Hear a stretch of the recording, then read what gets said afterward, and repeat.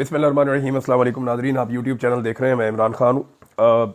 मैं एक बड़े अहम इशू पे बात करना चाहता हूँ मैं और मुखातिब होना चाहता हूँ जनाब मोहतरम इंजीनियर मोहम्मद अली मिर्ज़ा साहब से। और मैंने कभी उनके बारे में वीडियो नहीं बनाई या उनके जो पॉलिटिकल ख़यालात हैं इसके बारे में कभी इजहार नहीं किया। ज़िंदगी में एक दो मरतबा सिर्फ उनके बारे में बात की, और वो मैंने इसलिए बात की कि मैंने उनसे सीखा। और ये एक्चुअली मुझे आज इसलिए बात करनी पड़ रही है कि मैं एक गाड़ी में ट्रैवल कर रहा था और हम गाड़ी में जितने लोग मौजूद थे उनमें अक्सरियत इंजीनियर साहब को सुनने वालों की थी। और अचानक उनका एक क्लिप जो है वो चल गया, और उनका जो क्लिप है उसके अंदर कुछ पॉलिटिकल बातें थी। वो बातें सुनने के बाद मुझे ऐसा लगा कि इसके ऊपर मुझे ज़रूर बात करनी चाहिए और इंजीनियर साहब को कुछ चीज़ों के हकायक बताने चाहिए। देखिए, मैं पहले तो ये आपको बता दूं कि मैं उनका फॉलोअर रहा हूं और मैं उनको सुनता रहा हूं। मैंने जब बाकायदा नमाज पढ़ना शुरू की आज से कई साल पहले, तो उस वक्त मैं इंजीनियर मोहम्मद अली मिर्ज़ा साहब को, दीगर कुछ और उलमा इकराम को और मौलाना तारिक जमील साहब को मैं बड़ी बाकायदगी से सुनता था। और मैंने इन सब लोगों से, उलमा इकराम से कुछ ना कुछ सीखा, लिहाजा इन सब का बड़ा एहतराम मेरे दिल के अंदर मौजूद है। लेकिन गुज़िश्ता कुछ अरसे से मैं इंजीनियर साहब के अंदर कुछ चीज़ों की तब्दीली देख रहा हूँ और लगातार देख रहा हूँ। अब मेरे बारे में भी उन्होंने दो चार बातें की, और दो तीन बातें ऐसी थी मेरे बारे में जहां मुझे लगा कि शायद उन्होंने जो अल्फाज इस्तेमाल किए या जो फैक्ट उन्होंने बयान किया वो वैसे नहीं है। लेकिन मैंने फिर भी मैंने कहा कोई बात नहीं, खैर है, मैंने उनसे क्योंकि सीखा है तो एक एहतराम है। अगर उनके बयान करने में कोई चीज़ मेरे हवाले से गलत भी बयान हो गई है तो भी मैंने कहा कोई बात नहीं, उन्हें बोलने दीजिए, मैंने कभी जवाब नहीं दिया। लेकिन आज जो उन्होंने किया, उन्होंने पूरे के पूरे एक पाकिस्तान की आवाम के एक बड़े हिस्से के ऊपर उन्होंने एक बहुत बड़ा एलिगेशन लगा दिया इंजीनियर साहब ने। तो मुझे लगता है कि ये चीज़ें उनके सामने रखनी पड़ेंगी। एक फील्ड उनकी है जहाँ पे उनके पास नॉलेज है, वहाँ हम उन्हें चैलेंज नहीं करते। लेकिन ये जो मिलिट्री एस्टेब्लिशमेंट की फील्ड है या पाकिस्तान की सियासत में एस्टेब्लिशमेंट की मुदाखलत की फील्ड है, यहाँ पे बयानात देना तो बड़ा आसान है, लेकिन इसको इन डेप्थ जानना बहुत मुश्किल है। मैं क्योंकि मिलिट्री एस्टेब्लिशमेंट को बहुत अच्छे तरीके से जानता हूँ और मैं बतौर जर्नलिस्ट काम करता रहा हूँ, इन लोगों के साथ राब्ते में कल भी था और आज भी अगर मुझे खबरें मिलेंगी तो राब्ते में रहूँगा। लेकिन ये जो इंजीनियर साहब का नॉलेज है ये बहुत महदूद है, और जो बातें उन्होंने की है ये इंतहाई ख़तरनाक है, ना सिर्फ पाकिस्तान के लिए बल्कि इंजीनियर साहब के लिए भी। वो इसलिए कि जो गाड़ी में लोग बैठे हुए थे, जो अक्सरियत इंजीनियर साहब को सुनने वाली थी, उन्हें मायूसी हुई ये स्टेटमेंट सुनने के बाद, और उन्होंने हैरत का इजहार किया कि ए की हो गया इंजीनियर साहब नो, या ये किस तरह की बातें कर रहे हैं, ये हम तो इन्हें सुनते हैं। तो इंजीनियर साहब अपनी हैसियत और अपनी जो वक़्त है या लोगों के दिल में जो उनका एहतराम है, एक और नुक्ता नज़र से उसको डैमेज कर रहे हैं बदकिस्मती से। तो नाज़रीन, शुरू करते हैं कि इंजीनियर साहब ने स्टेटमेंट क्या दिया। तो इंजीनियर साहब, आपने फरमाया कि ये डिजिटल दहशतगर्दी की आपने टर्म इस्तेमाल की और पाकिस्तान तहरीक इंसाफ के हवाले से आपने इस्तेमाल की कि ये डिजिटल दहशतगर्दी करते हैं। फिर आपने TTP से ज़्यादा पाकिस्तान तहरीक इंसाफ को कसूरवार करार दिया अपने स्टेटमेंट में। फिर आपने कहा कि एक जमात मुनज़्ज़म तरीके से पूरे इदारे को रगड़ा लगा रही है, तहरीक इंसाफ को आपने ये कहा कि, और ये कहा कि मुनज़्ज़म तरीके से कर रहे हैं। दूसरा आपने कहा कि पाकिस्तान का नज़रियाती कत्ल कर रहे हैं फौज पर तनकीद करके, ये नज़रियाती दहशतगर्दी है, आपने ये भी करार दिया। फिर आपने कहा ये फौज पर बतौर इदारा एक हमला हो रहा है, यानी पूरे इदारे के ऊपर ये अटैक है। फिर आपने इमरान खान साहब की करैक्टर असैसिनेशन करते हुए कहा कि इमरान खान का पता नहीं क्या माजी है और मुस्तकबिल पता नहीं क्या होना है, ये भी आपने कहा। फिर आपने फितना कत्ल से बड़ा जुर्म आपने कहा करार दिया, कुरान पाक में वाकई है। और आपने फिर पाकिस्तान तहरीक इंसाफ को और उनके लोगों को फितना करार दे दिया। अब इसके बाद आपने कहा कि ये सारी सियासी बातें करने के बाद आपने कहा कि हमारा ये प्लेटफॉर्म सियासी नहीं है, इसलिए मैं इस लेवल पर नहीं उतरता। यानी आप कुछ और भी बताना चाह रहे थे, क्योंकि आप ये कह रहे थे कि नून लीग और पीपल्स पार्टी से बदतरीन जमात आपने पाकिस्तान तहरीक इंसाफ को करार दिया। अच्छा जी, इसके बाद आपने कहा कि तलबा इनके हाथों गुमराह हो रहे हैं। हिटलर से आपने इमरान खान साहब को तशबीह दी, और फिर आपने ये भी क्लेम किया कि पाकिस्तान तहरीक इंसाफ के 4 टुकड़े हो चुके हैं और मजीद टुकड़े भी होंगे, ये आपने पेशन गोई की। इसके अलावा आपने कहा कि इमरान खान साहब माफ़ी मांगे। अब ज़रा ये जो आपका स्टेटमेंट है इंजीनियर साहब, इसकी मैं कुछ चीज़ें आपके सामने रख देता हूँ। नंबर 1, डिजिटल दहशतगर्दी, ये टर्म आपने कहाँ से सुनी? ये तो पाकिस्तान के army chief general Asim Munir साहब बोलते हैं, या ये टर्म जो है वो मरियम नवाज बोलती हैं, या ये टर्म जो है PMLN के लोग ज़्यादातर बोलते हैं। तो मुस्लिम लीग नून और मिलिट्री एस्टेब्लिशमेंट की जो टर्मिनोलॉजी है ڈیجیٹل دہشت گردی جو انہوں نے پاکستان تحریک انصاف کے خلاف متعارف کروائی تھی، اس کو آپ نے بڑا کلیئرٹی کے ساتھ یہ کہہ دیا کہ یہ پاکستان تحریک انصاف ہے اور یہ ڈیجیٹل دہشت گرد ہیں۔ آپ نے بیانیہ اپنایا ایک مخصوص سمت کا، جن کو 17 سیٹیں ملی ہیں، جو الیکشن ہار چکے ہیں، پی ایم ایل این اور ملٹری اسٹیبلشمنٹ۔ پھر آپ نے ٹی ٹی پی سے زیادہ پاکستان تحریک انصاف کو قصوروار قرار دے دیا۔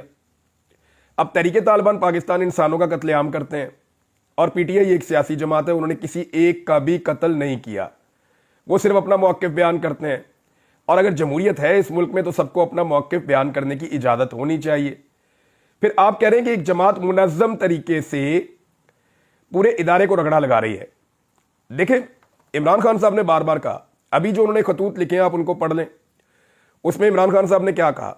عمران خان نے کہا کہ فوج بھی میری، ملک بھی میرا۔ وہ تو فوج کو اون کر رہے ہیں۔ یہ جو تنقید ہوتی ہے، میں کروں، عمران خان کریں، یا باقی جو لوگ اوورسیز پاکستانی ہیں یا جو پاکستان کے اندر سوشل میڈیا ایکٹیوسٹ ہیں، یہ لوگ فوج کے خلاف تو نہیں ہیں۔ فوج کو تو ہم اپنا پیٹ کاٹ کے پالتے ہیں۔ فوج جو ہے وہ تو ہم اپنا خون پسینہ ایک کر کے فوج کے لیے بجٹ اکٹھا کرتے ہیں، اور ہم یہ چاہتے ہیں کہ ہماری مضبوط فوج ہو۔ یہ پورا پاکستان یہی چاہتا ہے۔ معاملہ فوج کا نہیں ہے، معاملہ یہ ہے کہ ملٹری اسٹیبلشمنٹ، یہ اوپر بیٹھے ہوئے چند لوگ ہوتے ہیں، آپ بہتر جانتے ہیں۔ ملٹری اسٹیبلشمنٹ کی جو غلط پالیسیاں ہیں، ان کی وجہ سے فوج میں اور عوام میں دوریاں پیدا ہو رہی ہیں، ماضی میں بھی ہوتی رہی ہیں، اب بھی ہو رہی ہیں۔ جب یحییٰ خان تھا صدر تو اس وقت بھی کئی مولوی ساتھ کھڑے ہو گئے تھے یحییٰ خان کے، اور وہ اس وقت کہہ رہے تھے جو فوج کے خلاف بولے گا وہ اسلام کے خلاف بولے گا، جو فوج کے خلاف بولے گا وہ فتنہ ہے، فتنے کو کچل دیا جائے۔ فتنہ کچلتے کچلتے ملک کے دو ٹکڑے کروا لیے تھے، اچھی طرح یاد ہے۔ جو لوگ اس دور میں زندہ تھے ان سے آپ پوچھ لیں، نہیں تو اس دور کی کتابیں اٹھا کر آپ پڑھ لیں۔ تو اب ذرا کلیئرٹی کے ساتھ آ جائیں کہ عمران خان تو کہتے ہیں کہ فوج میری ہے، ملک بھی میرا ہے، لیکن جو ملٹری اسٹیبلشمنٹ کی غلط پالیسیاں ہیں، جن کا میں آگے جا کے ذکر کروں گا، ان کی وجہ سے عوام میں اور فوج میں دوریاں پیدا ہو رہی ہیں۔ اور اپنے تینوں خطوط میں عمران خان صاحب نے اختتام میں بتایا کہ فوج یہ سیاسی کارروائیاں بند کر دے، ورنہ یہ دوریاں ختم نہیں ہوں گی۔ اور پاکستان کی فوج اور پاکستان کے ملک کے مفاد میں ہے کہ فوج اور عوام کے بیچ میں خلیج ختم ہو یا کم ہو۔ اس کا فارمولہ بھی وہ بتاتے ہیں کہ یہ جو گند آپ 70 سال سے مار رہے ہیں یہ بند کر دیں، اور یہ گند عمران خان صاحب کے دور میں بھی انہوں نے مارا ہے، تو یہ بند کر دیں نا۔ اب کسی دور میں تو بند کرنا ہے، کسی نے تو آگے اس کو روکنا ہے، تو آج عمران خان اس کو روکنے کے لیے کھڑا ہے، کل کوئی اور کھڑا تھا، پرسوں کوئی اور کھڑا تھا، لیکن جتنی شدت اور طاقت سے عمران خان کھڑا ہے ایسے کوئی کھڑا نہیں ہو سکا۔ تو ایک تو جو فوج کے اوپر تنقید، یعنی پاکستان کا نظریاتی قتل ہو رہا ہے، جو فوج پہ تنقید ہو رہی ہے، بھی پاکستان کے کون خلاف ہے خدا نخواستہ، اور فوج کے اوپر تو تنقید ہو نہیں رہی ہے، تو فوج کی جو اسٹیبلشمنٹ ہے ان کی پالیسیز پہ تنقید ہو رہی ہے کہ اپنی ایکسٹینشن کے چکر میں ایک آرمی چیف پورے ملک کو یرغمال بنا دیتا ہے، اور یہ اب سے نہیں ہو رہا، ہمیشہ سے ہو رہا ہے۔ راحیل شریف کی کیا خواہش تھی؟ ایکسٹینشن۔ جنرل باجوہ کو کیا چاہیے تھا؟ ایکسٹینشن۔ یہ جو ابھی 26ویں ترمیم پاس کروائی گئی، جس طریقے سے کروائی گئی، اس کے بعد ہوا کیا؟ ایکسٹینشن۔ 5 سال کی مدت ملازمت ہوگی آرمی چیف کی، اور اس سے پہلے بھی یہی ہوتا رہا ہے۔ تو ایکسٹینشن ہے نا، ایک بندہ اپنی نوکری کی خاطر پورے ملک کو داؤ پر لگا دیتا ہے اپنی بادشاہت کی خاطر، اس کو نظریاتی دہشت گردی آپ نے قرار دیا۔ یہ آپ کہہ رہے ہیں کہ یہ فوج پر بطور ادارہ حملہ ہو رہا ہے۔ میں آپ کو بار بار کہہ رہا ہوں کہ پاکستانی عوام فوج پہ حملہ آور نہیں ہے، نہ پاکستانی عوام فوج سے نفرت کرتی ہے۔ پاکستانی عوام صرف فوجی قیادت کی پالیسیوں سے نالاں ہے۔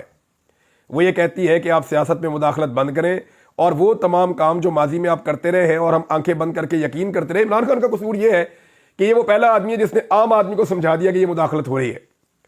نواز شریف نے سمجھانے کی کوشش کی، لوگ سمجھنے لگتے تھے، میاں صاحب ڈیل کر دیتے تھے۔ میاں صاحب سمجھانے کی کوشش کرتے تھے، لوگ سمجھنے لگتے تھے، میاں صاحب ڈیل کر دیتے تھے۔ پیپلز پارٹی نے سمجھانے کی کوشش کی، لوگ سمجھنے لگتے تھے، پیپلز پارٹی ڈیل کر دیتی تھی۔ آج عمران خان کا فرق یہ ہے کہ اس نے سمجھانے کی کوشش کی، لوگ سمجھ گئے، اور عمران خان نے ڈیل نہیں کی۔ تو یہ فرق ہے، یہ میں آپ کو بتا دیتا ہوں۔ پھر ایک اور آپ نے کریکٹر اسیسینیشن کی، آپ کو زیب نہیں دیتی۔ عمران خان کے ماضی کا کیا کسی کو نہیں پتا؟ وہ خود اپنے منہ سے کہتا ہے میں کون سا کوئی فرشتہ تھا۔ انجینئر صاحب، کسی کے ماضی کے اوپر بھی کوئی انگلی اٹھا سکتا ہے، ماضی تو کسی کا بھی صاف نہیں ہوتا۔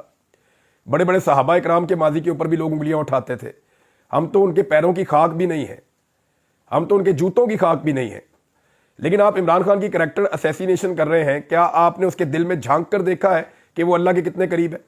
ہو سکتا ہے اللہ رب العزت اس کو آپ سے زیادہ پسند کرتا ہو سکتا ہے اللہ کے نزدیک اس کے درجات آپ سے زیادہ بلند ہو، تو آپ اس کی کریکٹر اسیسینیشن کر رہے ہیں کہ اس کا ماضی کیا تھا، اس کا حال کیا. آپ فیصلہ کریں گے انسانوں کے کریکٹرز کا، آپ فیصلہ کریں گے کہ کون کیا ہے. کچھ فیصلے رب پہ چھوڑ دیجئے، اس کو یہ فیصلے کرنے دیجئے.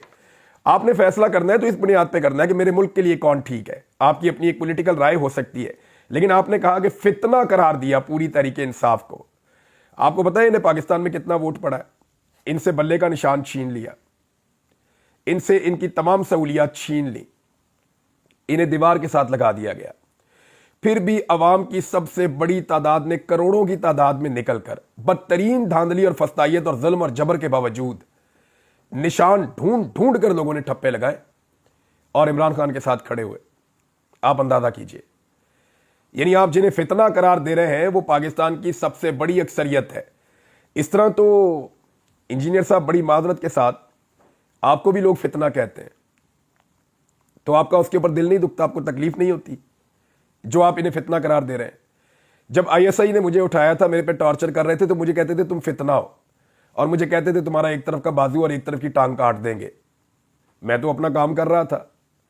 میں نے انہیں کہا جی کوئی انلیگل میں نے کام کیا ہے، کوئی غیر قانونی غیر آئینی کام کیا ہے، مجھے عدالت میں پیش کر دیں. انہوں نے کہا جی عدالتیں تم چھوٹ جاتے ہو وہاں سے. تو بھئی عدالتوں سے میں اس لیے چھوٹتا ہوں نا کہ آپ ثابت کچھ نہیں کر سکتے. میں جو بات کرتا ہوں پاکستان کے آئین اور قانون کے دائرے کے اندر رہ کر کرتا ہوں، اس سے باہر جاتا نہیں ہوں.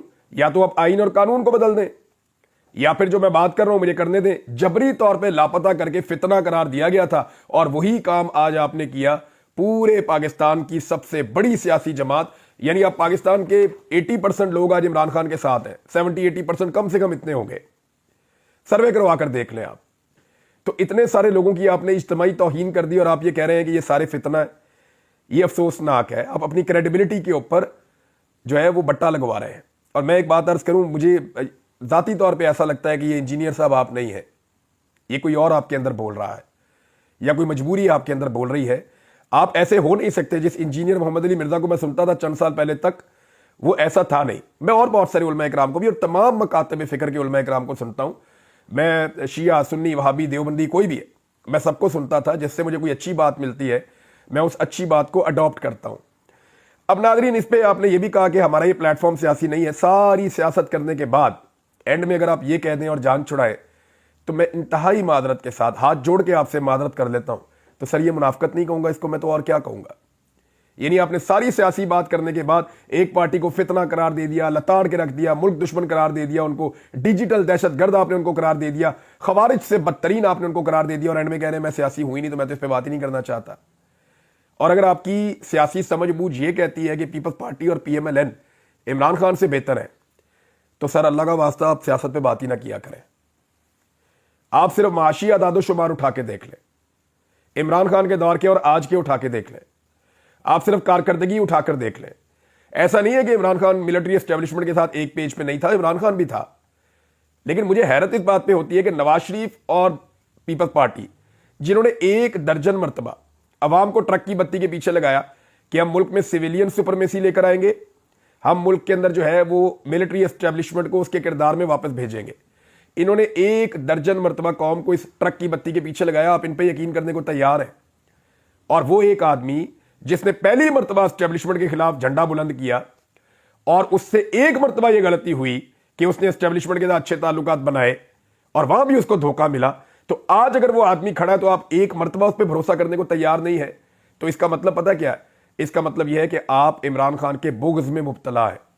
اس کا مطلب یہ ہے کہ آپ مسلم لیگ نون کے کارکن ہیں، آپ کا مسلم لیگ نون سے بہت اچھا تعلق ہے، اور مسلم لیگ نون کی وجہ سے آپ اسٹیبلشمنٹ کی پالیسی کو ٹو کر رہے ہیں. یعنی اب بہت کچھ ایسا ہوا ہے. یعنی آپ کہہ رہے ہیں کہ پی ٹی آئی کے 4 ٹکڑے ہو گئے. کون سے ٹکڑے ہوئے انجینئر صاحب؟ آج بھی عمران خان جس پہ ہاتھ رکھتا ہے وہ لیڈر بن جاتا ہے اس پارٹی میں، جس سے ہاتھ اٹھاتا ہے وہ پرویز خٹک اور مروت بن جاتا ہے. آپ اندازہ کیجئے نا کہاں کھڑی ہے مقبولیت باقیوں کی. جتنے لوگ پاکستان تحریک انصاف سے الگ ہوئے وہ سارے آج پورا زور لگا رہے ہیں، اسٹیبلشمنٹ کی منتیں کر رہے ہیں کہ جیسے ہمیں اس پارٹی میں سے نکلوایا تھا ویسے ہی ہمیں اس پارٹی میں دوبارہ داخل کروا دیجئے. وہ بیچارے سارے کوشش کر رہے ہیں اس پارٹی میں واپس آنے کے لیے. کون سے 4 ٹکڑے ہوئے؟ کوئی ایسا ٹکڑا نہیں ہے جس کی کوئی ذرا سی بھی اہمیت یا حیثیت موجود ہو. انتخابی نشان چھننے کے باوجود وہ آج دیوار کی طرح, دیوار چین کی طرح آپ کے سامنے کھڑے. پھر آپ معافی کا مطالبہ کر رہے ہیں عمران خان سے. یار آپ ان جرنیلوں کو کیوں نہیں کہتے جنہوں نے 4 دفعہ اس ملک میں مارشل لا لگایا؟ آپ انہیں کیوں نہیں کہتے معافی مانگے جنہوں نے 26 نومبر کو انسانوں کا قتل عام کیا لائٹیں بند کر کے, اندھا دھند گولیاں چلائیں, سنائپر رائفل سے گولیاں چلائیں, لوگوں کو احتجاج کا حق نہیں دیا جس کو آئین میں لکھا ہوا ہے, قانون میں لکھا ہوا ہے کہ احتجاج کر سکتے ہیں, ان کو گولیاں ماری. 9 مئی کو وزیر اعظم کی غیر قانونی گرفتاری ہوئی, سابق وزیر اعظم کی, اور اس گرفتاری کے بعد جو رد عمل آیا پھر وہاں بھی لوگوں کو گولیاں ماری گئیں. اس پہ تو آپ نے کبھی نہیں کہا کہ وہ معافی مانگے. خواتین کی بے حرمتی پہ آپ نے کبھی کہا کہ معافی مانگے؟ کبھی پاکستان 2 لخت ہوا, آپ نے کہا ملٹری اسٹیبلشمنٹ کو کہ معافی مانگے؟ وزیر اعلیٰ کو 2 دفعہ اغوا کیا گیا ایک صوبے کے, وہ بیچارہ بتاتا نہیں ہے اپنی عزت کی خاطر, وہاں تو آپ نے نہیں کہا کہ معافی مانگے. کالا ترین قانون یہ لے کر آ گیا پیکا کے معاملے کے اندر. میں پہلے اس کے حق میں تھا, آج بھی ہوں کہ سخت قوانین بننے چاہیے, لیکن بھائی کوئی عدالت تو ہونا جس کے اندر آپ جائیں بعد میں. یہ تو قانون بنا ہی نہیں, لا قانونیت آ گئی ہے, کالا ترین کام ہو گیا ہے. پہلے آپ بولتے تھے جب پی ٹی آئی کے دور میں یہ آ رہا تھا, آج آپ اس کے اوپر بات کرنے کوئی تیار نہیں ہے. پارلیمان پر حملہ ہوا, اس کے اوپر آپ نہیں بولے. عورتوں اور بچوں کو اغوا کیا گیا اس ملک میں ایک آئینی ترمیم کے لیے, وہاں آپ نے معافی کا نہیں کہا. عدت والا کیس, یعنی پاکستان کی نہیں دنیا کی تاریخ کے گھٹیا ترین کیسز میں سے ایک کیس بنایا گیا ایک سابق خاتون اول کے اوپر, صرف عمران خان کو اور اس کی بیوی کو ذلیل کرنے کے لیے. اس کے اوپر آپ نہیں بولے. چادر اور 4 دیواری کا تقدس پامال ہوا, اس پہ کوئی حدیث آپ کو یاد نہیں ہے, اس پہ اسلام نہیں جاگتا آپ کا. عدلیہ پر مکمل قبضہ کر لیا گیا پاکستان میں, اس کے بارے میں ہمارا اسلام کچھ نہیں کہتا. فلسطین کے موقع پہ جو نکلتا ہے اس کو ڈنڈے مارتے ہیں, گرفتار کر لیتے ہیں, اس پہ ہمارا اسلام کچھ نہیں کہتا. انسانی حقوق کی پامالیاں پاکستان میں ہو رہی ہیں, لگاتار ہو رہی ہیں. کیا اس پہ بالکل خاموشی رہے گی؟ اس پہ کوئی معافی نہیں مانگے گا. جبری گمشدگیاں ہو رہی ہیں. میں خود جبری طور پہ لاپتہ رہا, مجھے آئی ایس آئی اٹھا کر لے گئی تھی, لے جا کے میرے پہ بدترین ٹارچر کیا انہوں نے. یہی آرمی چیف تھے جنرل عاصم منیر, ان کے دور میں لوگوں نے ان سے رابطہ بھی کیا تھا, اور انہوں نے جو کچھ ان لوگوں کو کہا تھا وہ بھی ایک وقت آئے گا میں چیزیں سامنے رکھ دوں گا. میرے پاس بہت ساری چیزیں موجود ہیں, لیکن معاملہ یہ ہے کہ ان کے اوپر آپ کیوں نہیں بولتے, ان پہ آپ کیوں نہیں آواز اٹھاتے؟ ان کو بولے نا کہ وہ معافی مانگے. یعنی سارا فتنہ ایک طرف ہی ہے. یعنی جن لوگوں کو مار پڑتی ہے, روزانہ مار پڑتی ہے, وہ ذلیل ہوتے ہیں, رسوا ہوتے ہیں, ان کی پراپرٹیز کو تباہ کر دیا جاتا ہے, ان کے گھر بار کو تباہ کر دیا جاتا ہے. یعنی مجھے تو آج تک انصاف نہیں ملا. تو جن لوگوں کے ساتھ اتنی زیادتی ہو, جب اس کے رد عمل کے اندر آواز نکالیں یا احتجاج کریں تو وہ فتنہ ہو گئے. وہ سوشل میڈیا پہ آواز اٹھاتے ہیں, میڈیا پہ آواز اٹھاتے ہیں, سڑکوں پہ نکل کر احتجاج کرتے ہیں. آپ کو غصہ یہ ہے کہ یو کے اندر آرمی چیف کے خلاف احتجاج کیوں ہوا؟ وہ فوج کے خلاف نہیں ہوا, جنرل عاصم منیر صاحب جو آرمی چیف ہیں ان کے خلاف احتجاج ہوا, اور وہ اس لیے ہوا کہ اس آرمی چیف نے ایک جعلی حکومت بنائی ہے فارم 47 کے اوپر. نہ صرف جعلی حکومت بنائی ہے بلکہ جعلی حکومت بنا کے اس کو زبردستی چلا بھی رہے ہیں, اور پاکستان میں ظلم جبر اور فسادیت کا بازار گرم کیا ہوا ہے. پاکستان میں 2 مرتبہ قتل عام کیا ہے, ان کے دور حکومت میں ہی ہوا ہے جب سے یہ آرمی چیف ہے, اور تب سے لے کر اب تک پاکستان میں انسانی حقوق بالکل ناپید ہو چکے ہیں. ان سارے حالات میں جب پاکستان میں احتجاج کرنے کے لیے جو نکلتا ہے اس کو نشان عبرت بنا دیا جاتا ہے, تو باہر ملک میں لوگ احتجاج بھی نہ کریں تو اور کیا کریں, آواز نہ اٹھائیں تو اور کیا کریں. اب اوورسیز پاکستانیوں کے حوالے سے بھی آپ کی تنقید ہے. اچھا جی, اس میں میں انجینئر صاحب کیونکہ بہت لمبا ہو جائے گا ویلاگ, میں جاتے جاتے آپ کو 2-3 چیزیں بتانا چاہتا ہوں. ایک تو یہ ہے کہ انتہائی معذرت کے ساتھ آپ نے نون لیگ کے ساتھ اپنی وابستگی جو ہے وہ ثابت کر دی ہے. آج آپ نون لیگ اور انہیں لانے والی اسٹیبلشمنٹ کی صف میں کھڑے ہیں سر, انتہائی معذرت کے ساتھ. تو انجینئر صاحب آپ میرے بارے میں چند سوالات اٹھائیں گے, ان کے جواب میں آپ کو دے دیتا ہوں. نمبر 1, آپ یہ کہیں گے کہ آپ نے ماضی میں فائلیں دیکھیں اسٹیبلشمنٹ کے کہنے کے اوپر اور آپ نے پروگرام کیے, تو بالکل آپ درست کہیں گے. لیکن میں نے جو تقریر کی تھی اس میں نے یہ بھی کہا تھا کہ پہلے میں نے اپنے آپ کو قائل کیا. جب مجھے ماضی میں فائلیں دکھائی گئیں, صحافی کا کام ہی یہ ہوتا ہے کہ خبر نکال کر لانا, تو میں نے باقاعدہ شریف خاندان کو لیٹرز لکھے تھے, سوالات بھجوائے تھے, ان کے پاس کوئی جواب نہیں تھا, اور میں مطمئن ہو گیا تھا کہ انہوں نے پیسہ لوٹ مار کیا جس کا جواب ہی آج تک نہیں دے سکے. لہذا میں نے اس کے اوپر کام کیا, ارشد شریف نے کام کیا, باقی لوگوں نے کیا. اسی طرح مجھے اور ارشد شریف کو عمران خان کے بارے میں بھی فائلیں دکھائی گئی تھی. ہمیں دعوت دی گئی اور ہمیں کہا گیا جناب آپ یہ فائلیں دیکھیں, یہ دیکھیں عمران خان نے کرپشن کی ہے, اور ہمارے کسی سوال کا جواب آئی ایس آئی کے افسران کے پاس نہیں تھا. میں آپ کو کلیئرلی بتا رہا ہوں, اور ہم نے عمران خان صاحب کو بھی سوال نامہ بھیجا تھا اور انہوں نے ہمیں ساری چیزیں کلیئر کر دی تھی. تو یہ فرق ہے. یعنی ایک صحافی کا کام یہ ہے نا کہ وہ پہلے تحقیق کر لے. تو میں نے تحقیق کی, میری تحقیق میں نواز شریف صاحب ظالم ثابت ہوئے, انہوں نے لوٹ مار کی ہوئی تھی, لہٰذا ان کے خلاف میں نے اپنے پروگرامز کیے, میں آج بھی ان پہ قائم ہوں. اور मेरी तहकीकात में इमरान खान के खिलाफ ISI ने गलत केस बनाया था, लिहाजा मैंने वो प्रोग्राम नहीं किया और मैं आज भी अपनी बात पे कायम हूं और ये चीजें साबित भी हो रही हैं। नंबर 2, आप ये सवाल उठाएंगे कि पीका ऑर्डिनेंस पे मेरा मौक़िफ़ पहले कुछ और था और आज कुछ और है। देखें, पीका ऑर्डिनेंस था वो, मेरा मौक़िफ़ आज भी वही है। कवानीन को सख्त कीजिए, सबके ऊपर लागू कीजिए, लेकिन कम से कम किसी अदालत में जाने का इख्तियार तो रखिए हमारे पास। ये नहीं होना चाहिए कि एक खास तबके को पीसने के लिए आज पूरी दुनिया का जो वर्ल्ड रिकॉर्ड है वो ये बता रहा है कि गजा के बाद पाकिस्तान में सहाफ़ी सबसे ज़्यादा गैर महफूज है। क्या इमरान खान के दौर में ऐसा था? ऐसा नहीं था।